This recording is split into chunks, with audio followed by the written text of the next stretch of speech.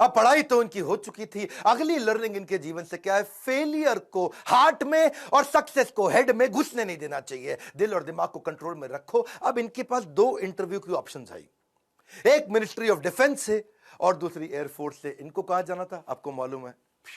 Air force में। और जो डिफेंस का था वो दिल्ली में था और एयरफोर्स था देहरादून में। तो दिल्ली होते हुए देहरादून जा रहे थे और वापसी पे इनको दिल्ली आना था। अब जब ये देहरादून गए, वहां पे 25 लोग एग्जाम देने आए वहां इंटरव्यू के लिए, जिनको वहां पे एयरफोर्स में सिलेक्ट होना था। अब 25 में से सीटें थी खाली 8 और इनकी रैंक क्या आई? 9वीं। फेल हो गए वहां पे, एक नंबर से पीछे रह गए। 8 लोग सिलेक्ट हो गए, ये वहां रह गए। देहरादून से जब उतरते हैं सबसे पहले आता है ऋषिकेश। ये ऋषिकेश गए, वहां इनको मिले स्वामी शिवानंद।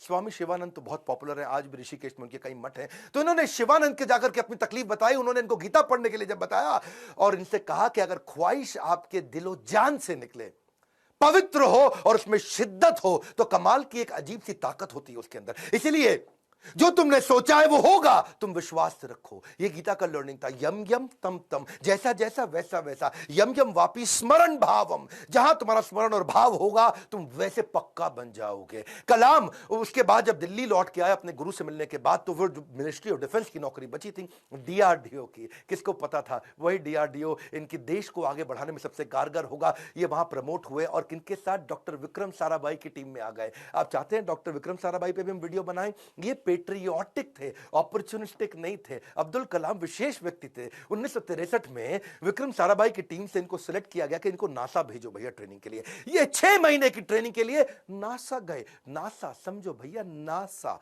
नासा अमेरिका सबसे बड़ी संस्था जिसमें ये आगे बढ़ना चाहते थे।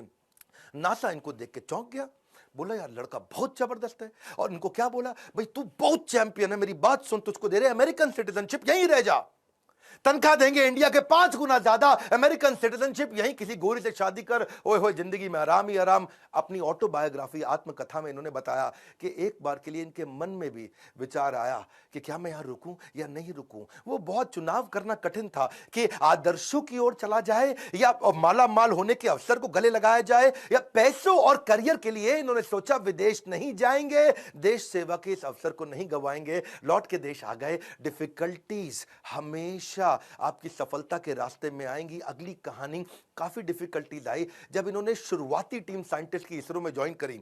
वो क्या कहते हैं, देखो लर्निंग समझना, इन्होंने हमेशा डिफरेंशिएट किया। रियल प्रॉब्लम अलग है, इनकन्वीनियंस अलग है।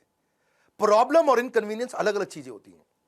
अगर आपके घर में भैया आग लग जाए, घर में आग लग गई, धू धू के घर जल रहा है, और उसी वक्त आपकी गर्दन भी टूट जाए, हाथ भी टूट जाए, पांव भी टूट जाए, उसको बोलते हैं आप मुसीबत में हैं। बाकी सब कुछ केवल सामान्य असुविधाएं होती हैं। इनके जीवन में इन्होंने असुविधा पे ध्यान नहीं दिया, रियल प्रॉब्लम्स पे ध्यान दिया। असुविधा बहुत आई क्योंकि ये शुरुआती टीम में इसरो की ज्वाइन किए थे। जिंदगी में जितनी बड़ी मुश्किलें होंगी और उन पे अगर आपने काबू पा लिया तो उतना ही बड़ा आपका नाम भी होगा। जब इन्होंने ज्वाइन किया मैं शुरुआती दिनों में, तो अब पढ़ाई तो इनकी हो चुकी थी, अगली लर्निंग इनके जीवन से क्या है? फेलियर को हार्ट में और सक्सेस को हेड में घुसने नहीं देना चाहिए। दिल और दिमाग को कंट्रोल में रखो। अब इनके पास दो इंटरव्यू की ऑप्शंस आई, एक मिनिस्ट्री ऑफ डिफेंस से और दूसरी एयरफोर्स से। इनको कहां जाना था आपको मालूम है? एयरफोर्स